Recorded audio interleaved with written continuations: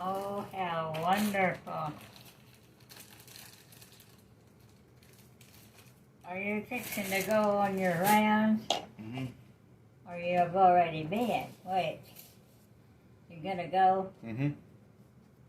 And I've been thinking about things that you have asked me to do, like things that I remember, you know? No, just about Jim. About Jim. Well, see, Jim is still alive. I know. But you know what?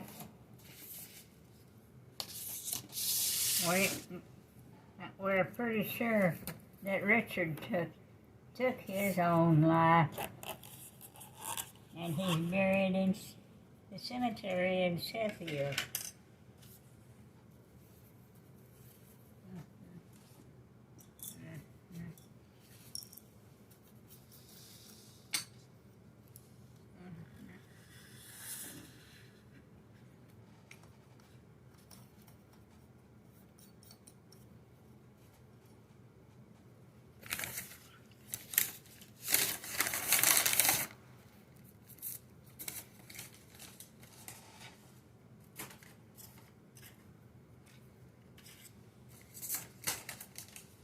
You see,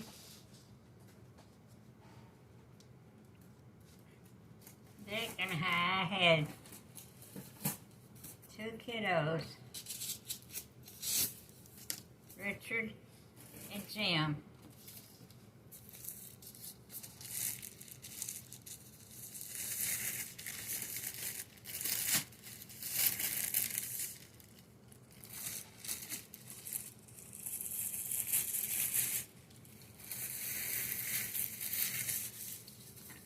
And I'm trying to think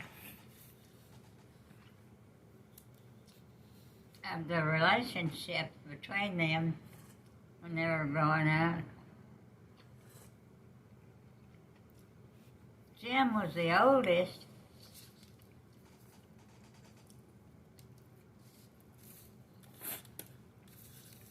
And he's always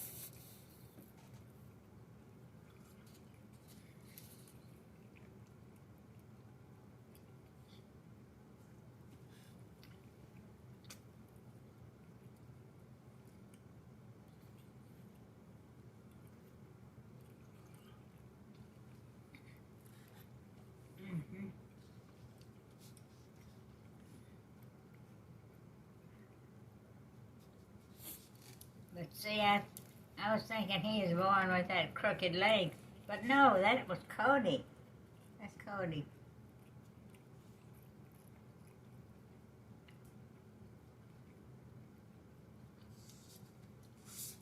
Cody wore a brace on one leg till he was more than 2 years old. So maybe that's why he's ugly sometimes and hateful to me. And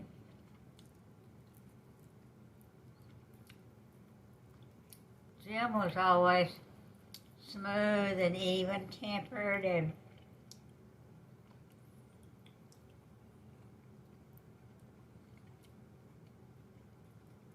I think I told you stories about my dad. You're so much like my dad. He was a quiet man,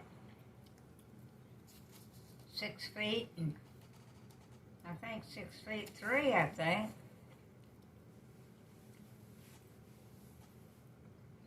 Quiet, not braggart or anything, you know.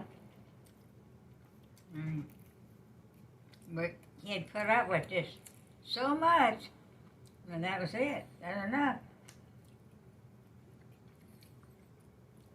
And I think I told you some of the instances about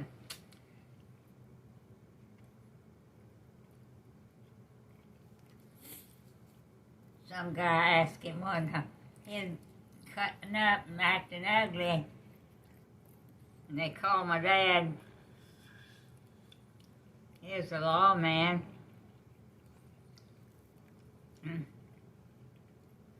That was there in Sheffield. Mm.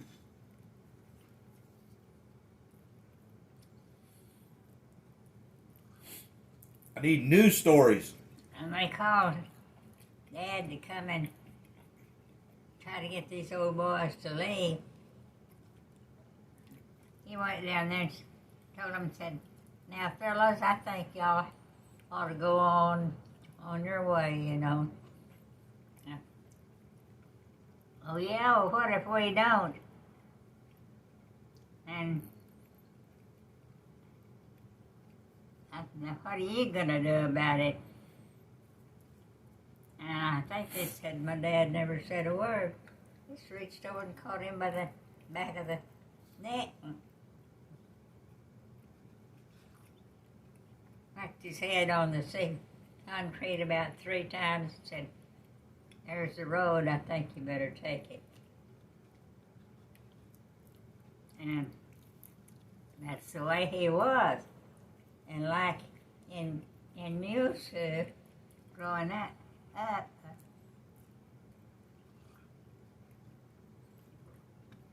this old boy came in from California or somewhere. Oh, he's a toughie. And he'd make everybody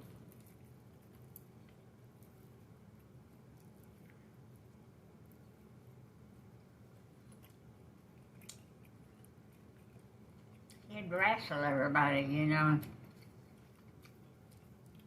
beat them up. And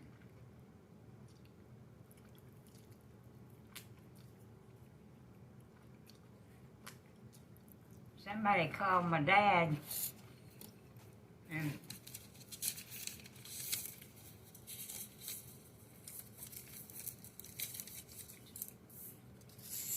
he tried to talk to this old guy.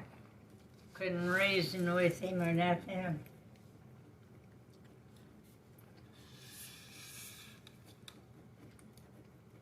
There's some barrels there. Just regular big barrels. He said, "Brooks, I've heard how tough you are.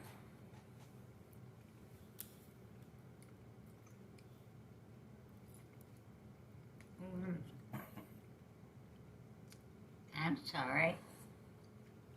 I need you. Did you read that story right over there about Jim? Uh-huh.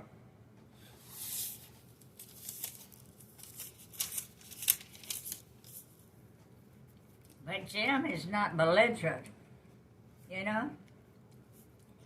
He I guess if somebody cross him, he takes care of it, but he don't just go out of the way to be tough, and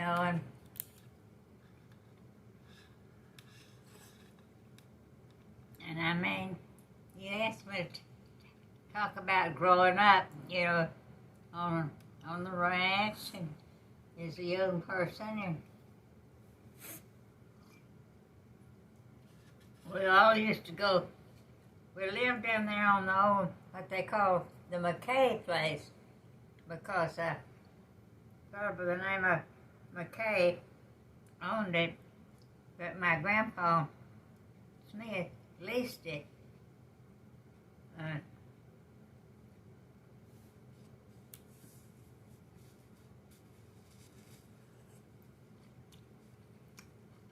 That must have been in the early 20s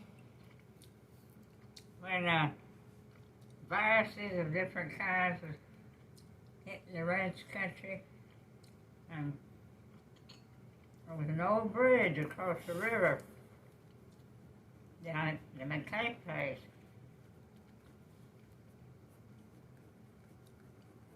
And people were driving herds of cattle and goats across the river because there was no place over there to sell them. And they'd drive them across, and then they'd end up going up to Rankin and on the railroad and be sent out.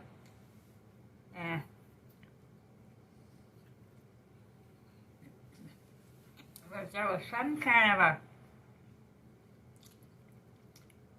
disease broke out,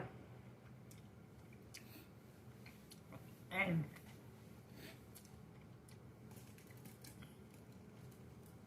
Pecos County,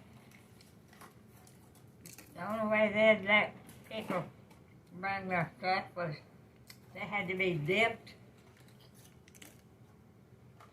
That old dipping bag, still some of the remains are still down there.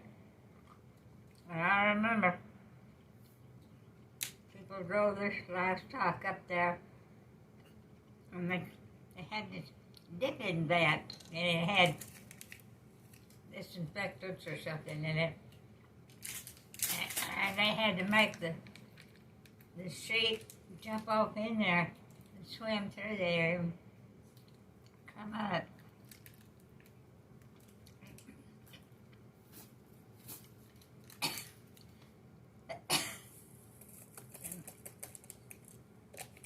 And I don't know what the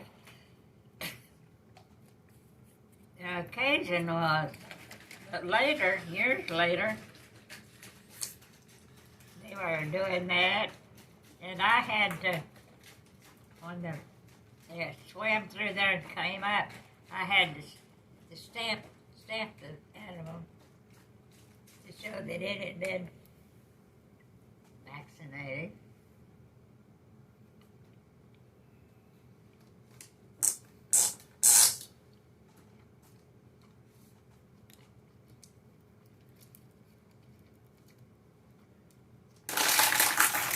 I told you about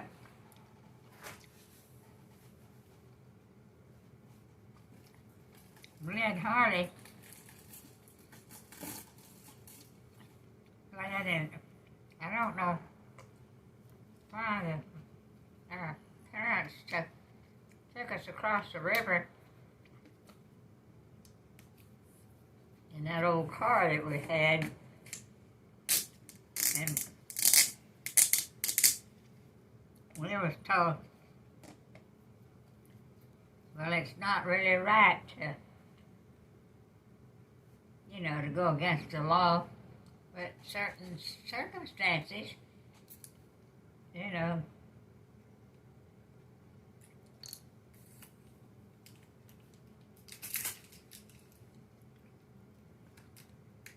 where it has to be done.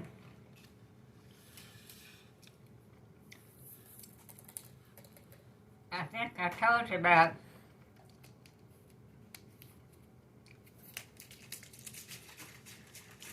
and this kid, me and Harley, and the Posies, Sam and Strick Posey, was neighbors. Well, they lived on a ranch across. But we'd all get together. At night, the men folks would go hunting with headlights. That was a bad time, and they needed the money.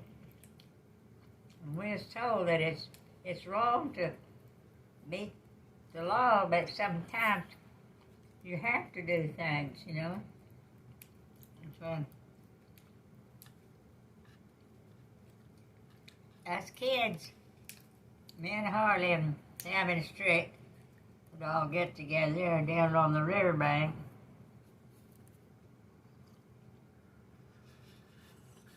And the old riverbank was there, old sandy soil. And we'd dig holes in there, and each one had his own place.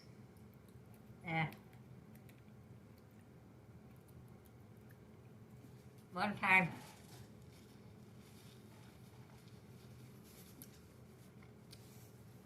I'm not sure just how it came about, but is up to his neck in the sand.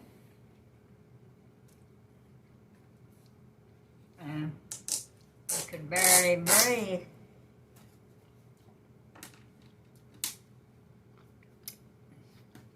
And we dug and dug, finally got it where he could get out. But he's gonna always build him a boat and go down the river to the Rio Grande. And so he built him a boat out of some old boards from the bridge. He got on it and pushed off. Then started down the river. And it got down there past where the bridge was and hung up on a tree limb. There he was, you know, hung up on there.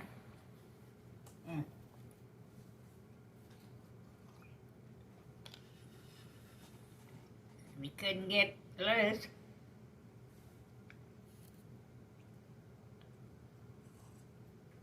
And I don't know if the rest of us deliberately did it. Oh God, look at that bird. Well, now he was a bright red bird. He was right over there, but now he's right over yonder in that bush hanging out over there. You can't, I don't see him, but I know he went in there. But I don't see him.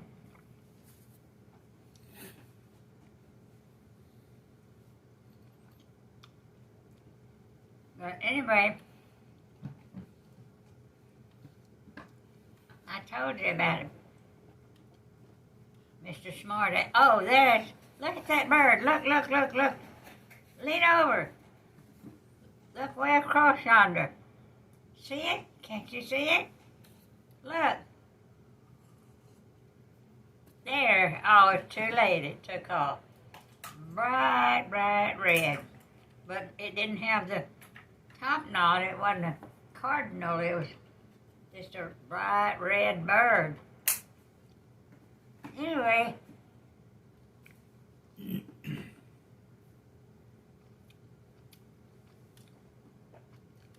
I think I told you about the time that each of us had a cave of our own, and Harley got in his and couldn't get out. We just left him there for a long time, and the men folks was shearing or something off up there at the house.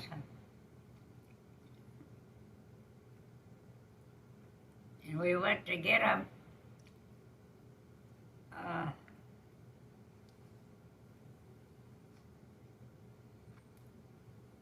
The deer his end broke off and started floating down the river.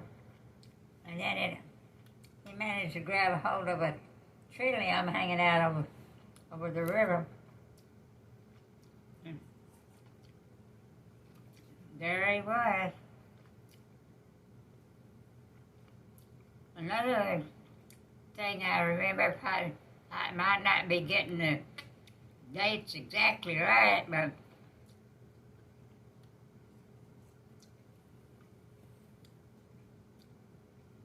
I don't know why, but there's a Mexican man and woman started across the river, and I think he drowned, but the woman body washed down there. And was Live Oak Creek that was gone, but it went into the Pecos. And they disappeared. Nobody ever knew at the time what happened to her. For years later, there was a Mexican man down there where the creek ran into the river. And there was a big pile of brush had washed up against the deal, and he saw this woman's feet sticking out. And I guess they dug her out, but they didn't have any way to identify her or what. And I don't know. They probably buried her there in Sheffield in an unmarked grave or something. But those are true stories, you know. People say, "Oh, Nani, you're just making that stuff up." Well, why would I want to make it up, you know? No. It was that famous old writer that called Ripley, believe it or not, Ripley. And he'd put out through things that, just like what I just told. And he'd say, I don't care whether you believe it or not, that's the way it happened. So, that's the way I am. I don't know if you believe it or not, but that's the way it happened.